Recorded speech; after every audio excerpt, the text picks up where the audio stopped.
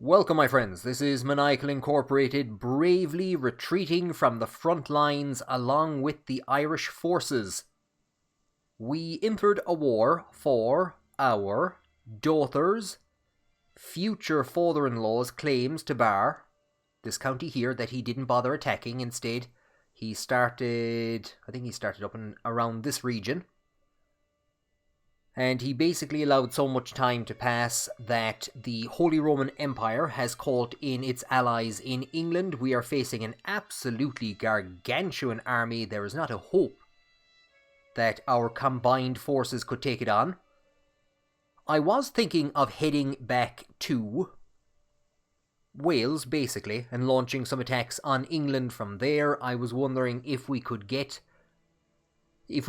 of kite the forces, because that is a huge army, and if they had to follow us to England, that would start costing them a lot of money. Let's see how they all are money-wise. Oh dear, we're in a bit of trouble, aren't we? And how are you doing? You're grand. What I've decided instead, I was looking around for some targets. So what we're going to have the army doing, we've fallen back past the French court. We would have probably dropped in there to meet with our spy master, who is gaining juicy secrets. I mean, who is coordinating the war effort. Yes, that's what he's doing. And we're going to redirect our attentions, because I don't want to spend that money, to a little enclave that actually has 2 fortifications. There is a bit of loot in them, but if nothing else, we will help the war effort, and hopefully we should be able to evacuate from this region should that massive army come for us. The French connection has always served us well, either in this playthrough or in previous ones, so we will try to reinforce it. Here is the Duke of Aquitaine, who is a vassal of the King of Aquitaine.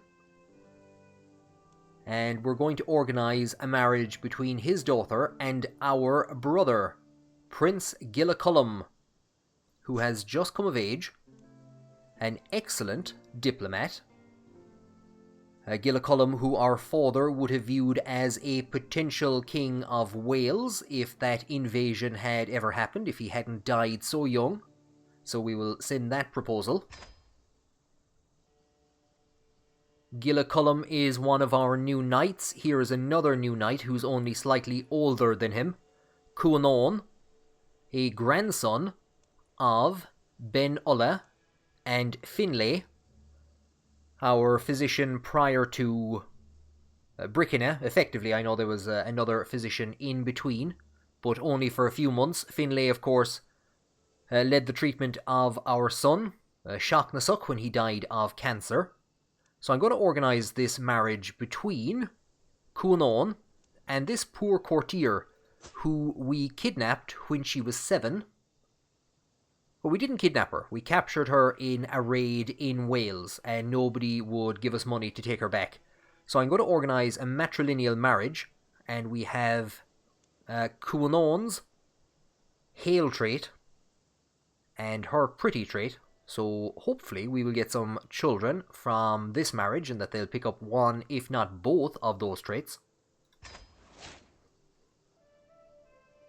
Of course, Cuanáin, as we saw, did not have a family name.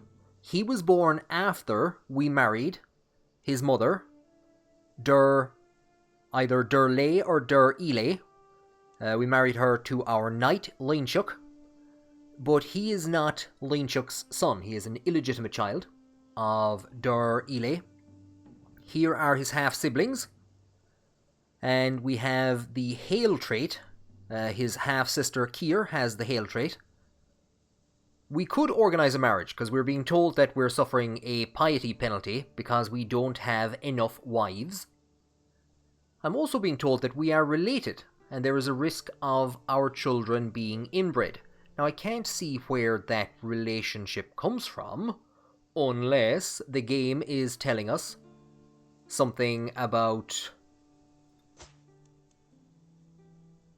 Uí Néill and her traits. I did a project a couple of years ago where I pulled out a CK2 save file and I pulled out all of the actual data from the save file, and I made all these charts of marriage alliances and all this type of stuff. It's actually something I'm thinking of doing for CK3 at some stage, so I might be able to get this save file and go rummaging around inside it at some point in time. But I have noticed this while I was looking for people for High King Amlib to marry. I'm not going to make this alliance. I'd rather find maybe some knights to try and pass that hail trait onto. I just thought it was interesting. The other thing to note is that you might find it rather strange that we've converted to Catholicism, yet we still have the ability to marry multiple wives. And I know a lot of people have been confused about this, about Ireland now being culturally polygamous. You can't say things like that, can you? It is historically accurate, and I'm delighted with the way that it's being done now, that we have traditions, which for Ireland at the very least, or a culture, which for Ireland at the very least tends to cover Brehon law, and then you have religious law as well. Brehon law is a body of text that was written around the 7th and 8th centuries. Brehon law is a term modern historians use, and marriage would have been conducted under Brehon law. And Brehon law allowed for various different tiers of wives. I made this point before, that a ruler would have a Ketmuinter, a primary wife, and they could then have secondary spouses, who would have been given the title Adultrach, or that's one of the titles that's used, that would come from the Latin adultrix. So yeah, I think it's an absolutely fantastic way of representing it, and I'm really looking forward to some of the changes that are going to be made. Lots of people talking about putting in, we'll close this, putting in a Brehon law tradition. That's what I'd love to see. So polygamy would be represented in there. A number of other different things would be represented in there. You could get rid of polygamy and put Brehon law there. A lot of people saying to get rid of this as well, which would make sense. Ireland and maritime mercantilism, most certainly not. This is a rather odd one for the Irish. The only thing is that we need to deal with the penalty to piety somehow, because what doesn't make sense is being Catholic and suffering a penalty for only having one wife.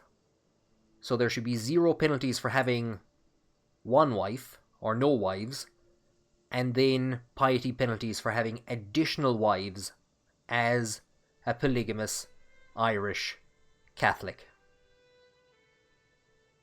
Let's just go siege down some places.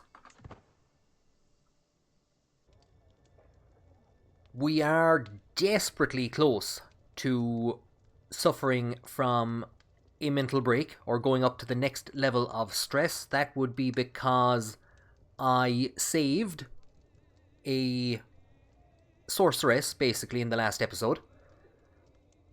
And our mother comes to help us.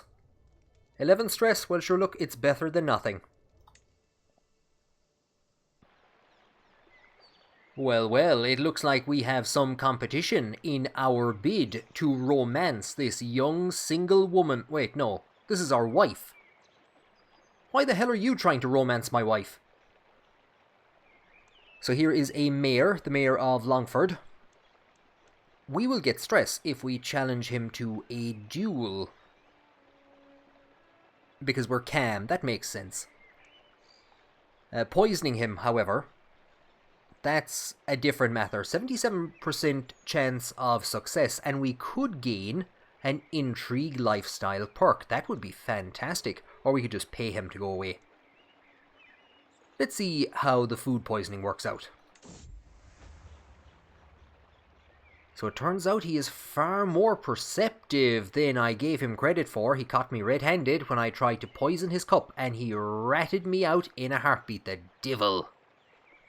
So we can say it's not what it looks like, or I will have my vengeance. The only difference is that if we go with I will have my vengeance, he will become our rival. He will continue courting the High Queen. Absolutely, we will make this man a rival. Our espionage bastard has struck again. I was just going to make a comment about how the recent patch has kind of messed up maybe some of the clothing because our spy master isn't ill. Oh wait, I don't think we've any good replacement for him should he die, but he is, after discovering more secrets in the French court. Unbelievable. And I think there was an army that we would have been hostile to that was kind of moving out. We will go through our... There's a lot of counter-marching there. We will, as always, blackmail this man. We've gained a hook on him.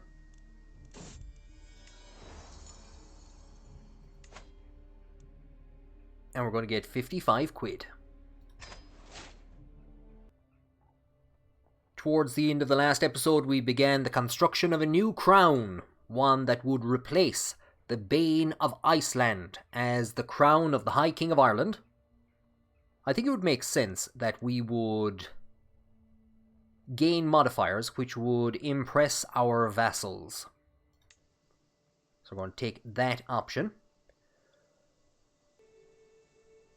We have arrived in the south of France. Bless them. France itself is still making efforts to do something. I'd say they're moving out a bit too late.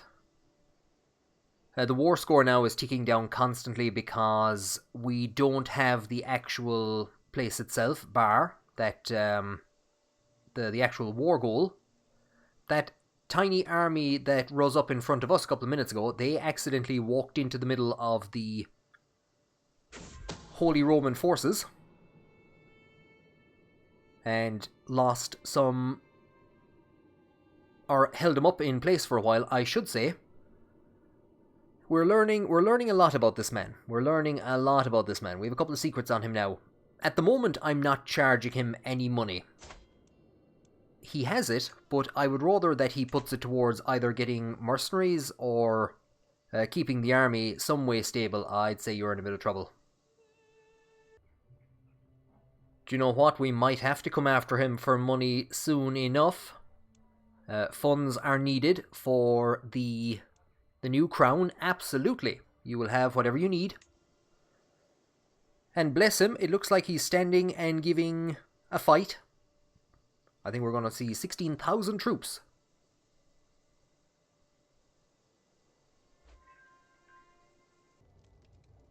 My god, what a dramatic finish to that battle. I didn't think that an army which had been dropped to just 1,000 men could oversee and overcome a 16,000 man army, but there you go. That was absolutely incredible. Oh wow, I was really glad to have witnessed that victory by the French.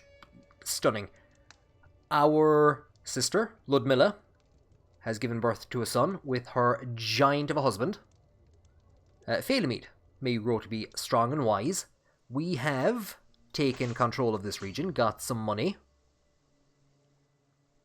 So we're going to continue on. Now that it is safe to do so, because the Holy Roman Empire's army was utterly crushed. Utterly crushed. Lieb picked up a lifestyle perk there a short while ago. And like I've been saying, I think I'm just going to finish off the architect tree, or at least go down that direction. Detail ledgers isn't going to be much good to us, we just have the one Republican vassal. There is some later stuff here that's a bit interesting in Administrator. But for now, I think we will go with Taxman. So that and defensive measures immediately aren't massively useful to us. Levy reinforcement rate up 100%, that will be useful. Popular figurehead will be useful. Domain limit, not so much. And then hopefully the architect trait itself, and from there we could see about coming over to diplomacy, trying to follow in our father's path and getting forced vassalization. Or we could go down the learning route. Maybe scholar, try and help increase development a bit more. So we have a couple of different options. Amlib is young yet. We've just had 2 more blackmail schemes pay out. And with the vast wealth that the kingdom is putting together, we are getting more and more inspirations. Here is one. A weave inspiration. They want to weave something that will capture nature's beauty. Maybe some clothes for the wife. I'm going to sponsor that. I'm going to hold on a while.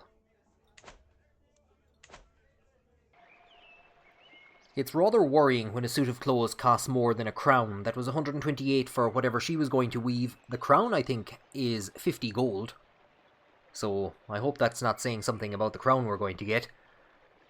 Our plan to romance Shadowheart continues. She wants an orchid. I mean, wait, no. Our plan to romance our wife continues. She wants an orchid. Perhaps I'll get to see it someday. I think this is one of the romance options, or the increase opinion options in Baldur's Gate 3, if you're trying to romance Shadowheart. Is this a CK3, BG3 crossover? We're told that this flower can only be found near the ruins of a monastery in Killala. So look, yeah, we didn't get any clothes made for you. So I suppose we'd better spend some money and find a merchant who is willing to get this rare orchid.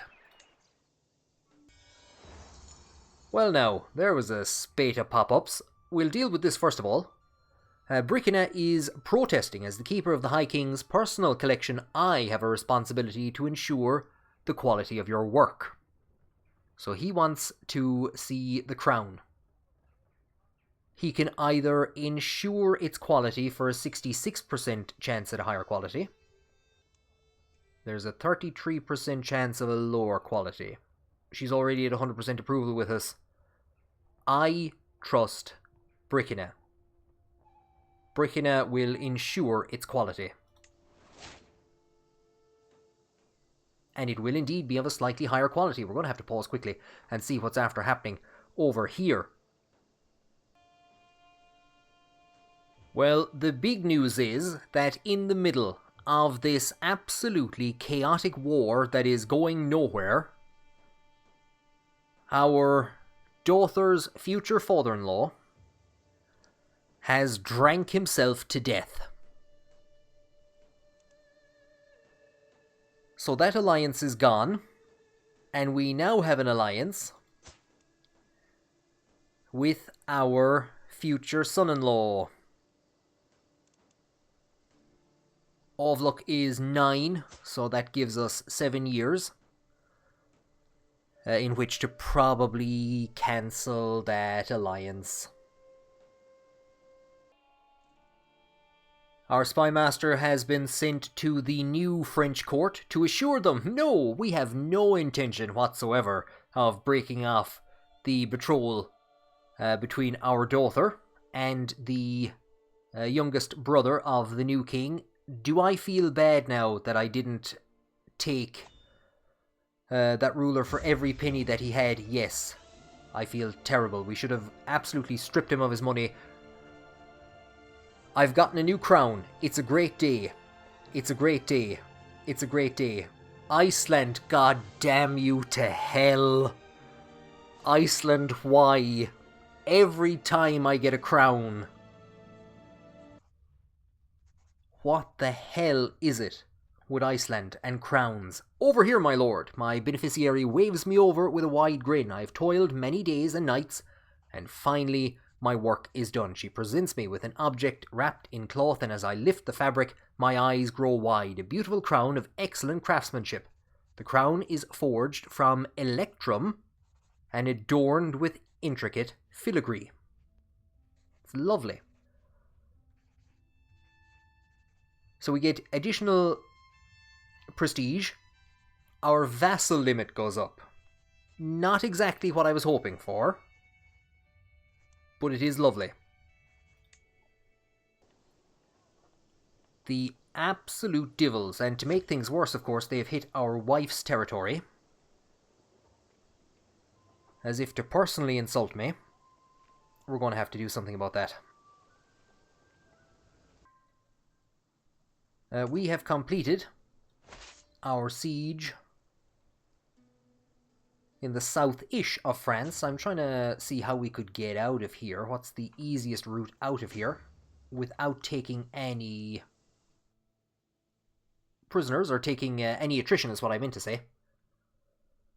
The French are actually putting together a solid enough army at the moment. I don't think they have any alliances or any new alliances. It's the same difference. There's still a 10k difference between what we can put together and what the defenders can put together. I would urge His Majesty to bring this war to an end. Here on the right is a prisoner that we took in that last siege. Can't get any money for them. So I'm just going to gain a hook and negotiate his release. Our father was beset by lunatics, worshippers of Sogan the Headless. And we had hired a Sogan who served briefly as a doctor, if I remember correctly, before I forced him to become a monk. I don't know, can monks become suffragan bishops? This can't be him because he doesn't have the monk trait, but I presume this is the Sogan the Headless that caused so much anarchy, or whose followers caused so much anarchy. But he's now the Bishop of Linz. So there you go. Even without a head, you can still get ahead in this world. As we are evacuating the continent, finally, as we're finally leaving, we'll need some money. We have found out a secret about this Duke. He doesn't have a ton of money, but you know what? It's better that we have it, because he's a drunkard. His health is failing because of it. Look, we're doing this for your own good. We're doing this for your own good. And with all of the money that we have put together in various ways, predominantly through blackmailing people, I'm going to expand the walls and towers in Downpatrick. In the midst of this crisis, as her lands are being raided by Icelandic forces, as we flee the continent, the wife wants us to go on a diet. She wants us to starve ourselves as a show of devotion. We're going to try the intrigue route. We're a bit stressed at the moment. We're a bit under pressure. We're going to tell her that not a crumb will pass these lips, but I won't shun a chunk or a piece. And it looks like she's lost some opinion of us. So she found out we were lying to her. So somewhat like ourselves, we're told that our son Crahur is an unusually calm child. That gives him +1 stewardship, +1 learning. So we could look at, we were going to have him, or I was hoping we might make him a diplomat. But yeah, we could see which of those two routes to send him down. I'm not too sure what Iceland is doing. We've had a spate of changes over here in Gwynedd. It was conquered by a neighbouring region. Now another war has broken out. So they're immediately attempting to overthrow the tyranny of the man that just conquered the region. And there we can see our forces bravely sailing away back to Ireland to deal with the Icelandic menace. Scotland. Since Queen Flora, the daughter of Stephen, who wrote a nice poem about us, since she took over, things have kind of gone into a state of anarchy in Scotland. The court in Norway no longer speaks Gaelic, and part of the kingdom, or what was the kingdom of Norway, now belongs to Scotland. So there must have been some union between the two of them, and that's why the Norse court was speaking Gaelic for a period of time, but they're back to speaking Norse, and what Flora tells us is that she has received a letter requesting support in a plot against us by our vassal and some member of our family, Cuanú's son, Leabhra. Our mother, however, tells us that she refuses to believe that Leabhra would stoop so low. Now, he is vengeful, he's patient, and he's paranoid. Flora, on the other hand, is a bit of a devil, and she's been in a spate of wars ever since her father abdicated in her favour. I think we would, because of our strong relationship with our mother, +6 by Leabhra, +57 by Flora, if it wasn't for the fact that our mother doesn't believe in this, I would probably support Flora. We're going to say that the Queen can't be trusted, my vassals have my support. So she is going to lose 30 opinion. We gain direct vassal opinion +10, so that's helpful at least. But we will have to be a bit watchful. And it looks like Leabhra was indeed plotting against us. As we return from Europe, so too does our spymaster. We will put him on disrupting schemes just in case Leabhra is plotting anything. I'm raising levies here. I don't think we're going to get very many. We have not. I don't think we'll be able to take on the Viking forces. We might do this anyway. Join the armies up here in Ossory and possibly send them out to fight against Iceland and see if we can deal some chunk of damage to them. The army is commanded by Cosina. We have 9 knights. So here is our brother-in-law, Aelfnath, Philibert, who has been around for a while if I remember correctly. There's Leinchuk. There is our stepfather, actually, Osur, Leabhra, whatever devilment he's been getting up to, Cuanon, who we married off there at the start of the episode. There is Cosina, the rebel leader from the last episode, who is now commanding the army. Teithmar, another knight who has been in service to us for a very long period of time, and Gillicullum, just in ahead of Cain of de Hybert, and Muricha, our poet. He might be sent in as a war poet. We are bankrupt, though. That is the only problem. We can actually get some money together very quickly by bothering our poor grandaunt, Martha. So this is the second time that we have demanded money from her. And we're not in a position to ask any money from the Pope, because we do not have the piety. And I think I can see Iceland is heading out to sea. So it looks like we are too late to stop them. And of course our court musician has died, which would be, I believe, Shocknasuk's mother. And there goes the Icelandic forces. Damn the devils. The war score is down to -83. I'm hoping that the French are on the verge of walking into a massive battle which will bring this war to an end at some point in time. So I'm going to stand the army down in a couple of minutes and try and keep us from going bankrupt. I'm going to organise a marriage for Amlib with Anla, Osuuk's daughter. So I think this is our stepsister.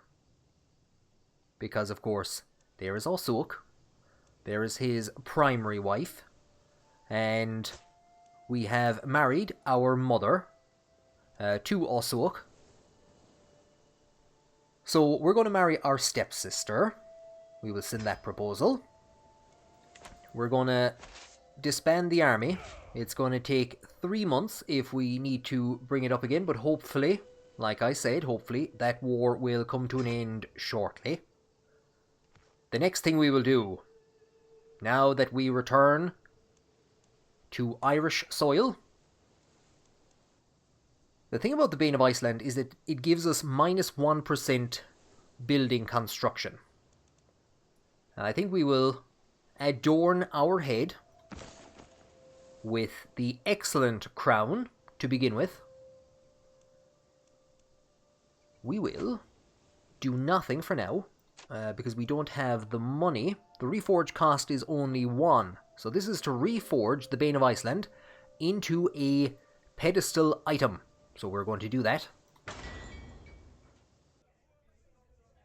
Then we will come to our increasingly active court.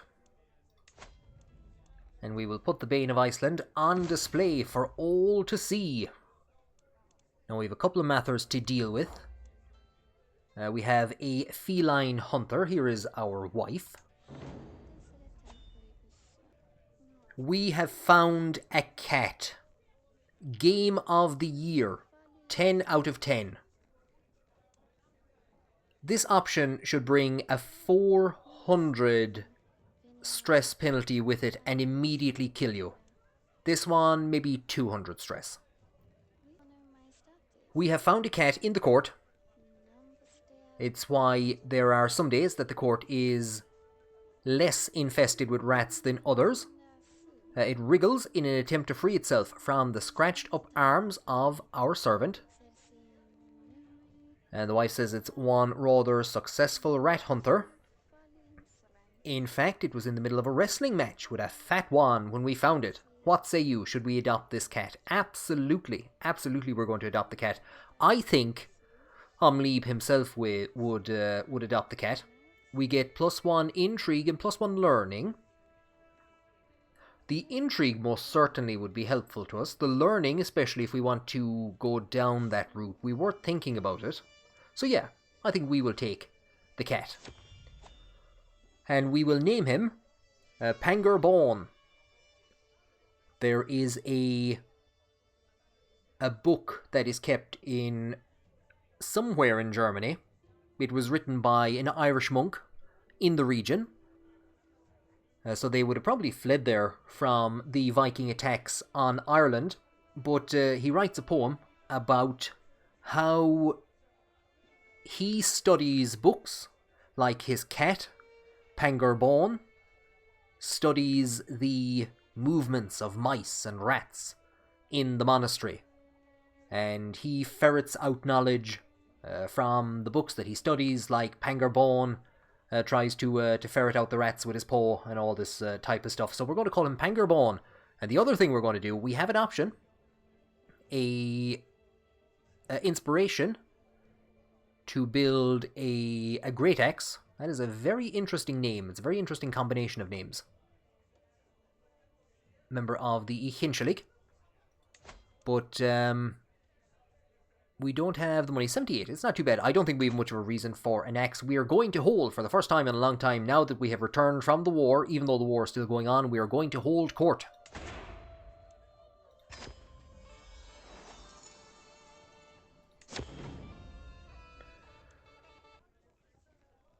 Well, this is a rather bizarre scenario. An unusual case has reached the court. 2 women claim that a baby boy is theirs. Cut it in half and give half to each of them. None of the villagers can stand as witnesses, saying that it's as if the child appeared out of thin air. No one knew that the women were expecting or adopting nothing. The mystery has captivated the people. And while we may never know how this all happened, I must resolve this conundrum. What decision should I make for the future of this child? We could raise the boy as our own. I'm not really interested in doing that, but what is interesting, is the penalties. Every feudal vassal loses 40 opinion, disagreed with decision to adopt a lowborn. So they don't approve of me adopting a lowborn child. Every opposite sex spouse or concubine loses 80 opinion. That's mad. So we can then side with one of the two women, Tuatha, which is actually the same name as our daughter, our second eldest daughter, will be considered the mother of Moelón. Our wife will gain 10 opinion, our brother will lose 20, and then it's the exact opposite for Moelmead, which is actually the name of one of our sisters. Now, they're not obviously those characters. Here is Moelmead, who I think has the most interesting stats. So we have diplomacy, 16 intrigue, 12 stewardship, grey eminence. The other figure then, Tuatha, doesn't have as good stats. They're both lowborn. I think we're going to agree with Moelmead. I do have to check. Is it Gillicullum it's our brother? So I think we will agree with our brother's petition to us. And Moelmead will be considered as the mother of Moelón.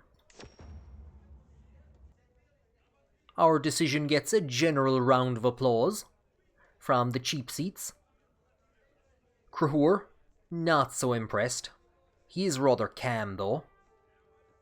I noticed this guest recently in our court. And he now comes to us with a smirk on his face.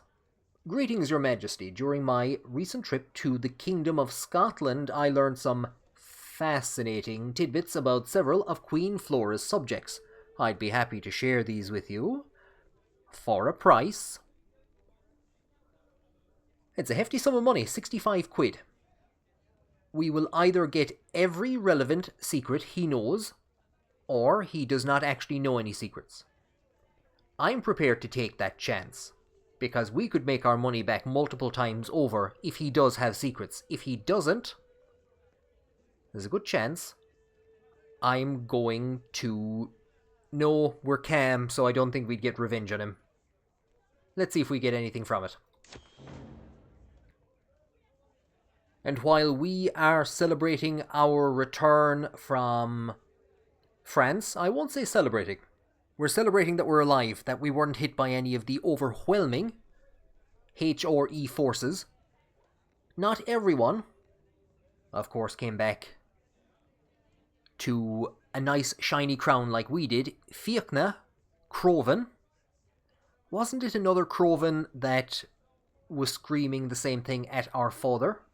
Monster, you sent us to die. Why do you go unpunished? Now we could give him the death that he wants. He has 15 prowess. We'd become an aspiring blade master if we won, or else we die. We could have him executed, throw him out. I think we are going to ask Bricina to care for him. One very important thing here is that it's going to give us enough piety, I would hope, that we will be able to petition the Pope for more money. But Bricina, generally, is our go-to guy. I think we formed a pretty solid relationship, considering that we're zealous, and Bricina is an ex-sorcerer, if not still a sorcerer. We've heard the stories about him. So we're going to ask Bricina to care for Fiachna. As the last petitioner departs, various courtiers follow them out of the room. Maybe our spy master is one of them, to go checking up this information that we have received. The ceremonial formality of the proceedings has dropped away entirely, with the hum and bustle of normal courtly life taking its place. We have a lengthy list of secrets which have predominantly been kept over from France. So vassals in France, Some of these, there's a cannibal, but nobody to give him money. I was thinking about bringing him to our court, possibly for the quick trait, but also for the military engineer trait, because I don't actually have any military engineers in the army. I think the only two that we actually got from that courtier is this one here. Doesn't have a great deal of money. And Moraid. Now, I've actually already blackmailed Moraid in this episode, if I'm reading it right. I did blackmail her earlier on. We actually had a hook on her for a good while. So I got that money in a big spate of blackmailings there for a while. So I don't know if this is a new one or if it's the same. I don't think that spending that money on that kid for the secrets was worth it. Damn you, child. And actually, just before we held that court, we were told that our musician, which would be Cronon's first wife, that would be Muireann and Seachnasach's mother, she passed away. She was our court musician, so I'm going to hire our new sister-in-law, this is Gillicullum's wife, as our new court musician. She can play all the latest tracks from the continent. And I really did not expect to be seeing this man again, but he is delighted to see us. He's going to give us 193 gold, 91 years of age. Pope Leo X. So we were without the piety there for a good while to ask him for any money. And we're going to see what is going on up here at the moment. Cailleach is still in power. There are no wars ongoing. It looks like he has solidified the borders. His eldest son has died, however. Iachnach. So Moelduin is now the heir to the Kingdom of Croatia. He is married to a jester. He is married to the court jester of Croatia. I think this is the guy who actually led the war to reinstall Cailleach as King of Croatia. You lads are crazy. Is the other man himself? He is not. Muel Brazil has died. So Muel Brazil, of course, overthrew Cailleach, ruled Croatia briefly before he was overthrown himself, and he died. He was slain in battle, that's right. I think we saw that actually in the last episode. So a bit of chaos going on over there. However, they have indeed managed to retain their hold on the throne of Croatia. So we'll see Goidelic spoken in the continent for a while to come. When I said that I was going to name the cat Pangur Bone, I didn't know that we'd be given an actual option to name the cat. This is fantastic. As the cat rests in my lap, constantly purring, I ponder what I should name her. Something historical, something alluding to her black fur, something to describe the soothing feeling I experience when I scratch her behind the ear. So I'm going to call her Pangur Dove. So Pangur Bone would be white Pangur, or white fuller. From what I understand, it's part of the process of cloth making. So one of the theories is that the monk would name the cat after the kind of the way to be kneading a ball of wool, or kind of scratching at the clothes or at the carpet or something like that. So I'm going to call the cat Pangur Dove, Black Pangur, because of, we are told, that she has black fur. What a great name. And already the cat has started living up to its name. It has scraped all the clothes off of the Pope's belly. He came in the door to hand us a cheque for about 190 quid. And the cat just ripped open all his clothes. We will use the wealth wisely, just like we did all the other times. And in a bid to get that piety deficit down, or that piety penalty, our stepfather has accepted our proposal to our stepsister. Excellent. I'm not too sure now, is that going to hit the opinion of our wife? I don't think so. And speaking of our primary wife, somebody is trying to creep into her castle window. My honeycomb is in danger, I must save her. So we will go ahead with our attempt to romance the High Queen. And the scene that meets me is not what I expected. Overturned furniture, shredded curtains, and Fiatach standing over an unmoving body with a bloody dagger in her hand. So, we become soulmates. Gain 10 opinion. Or we just share a kiss. We will become soulmates. And see if, like I said, we can solidify the succession in Connacht. And we had been expecting this with some time. Our counsellor and granduncle Uladh has passed away of old age. 65 years of age, nearly a decade older than our father was. His grandson, Brian, has succeeded. Brian's father, Dál, passed away, died from internal injuries in 1134. So Brian inherits instead of Cernach. So the kind of succession laws that are in place at the moment are a bit bizarre for Ireland at this point in time. Brian, of course, is somebody who I had been considering marrying our eldest daughter, Uladh, to secure, I won't say to secure the succession, but to keep the Kingdom of Ireland within House Dál Fiatach. So we now have to appoint a new Chancellor, Uladh, who had fought such an epic battle with Uí Néill, his brother. I don't think he was really famous for much else. We do have a 20 diplomacy courtier, Liam, who I married off to our the sorceress, effectively, who showed up in the last episode, or the witch doctor. But I think to keep Orthacoin happy, he's a strong vassal, but of course he's heavily weakened by the fact that he's faced so much hassle. Dublin has been stripped from him, so I think we will make him our Chancellor.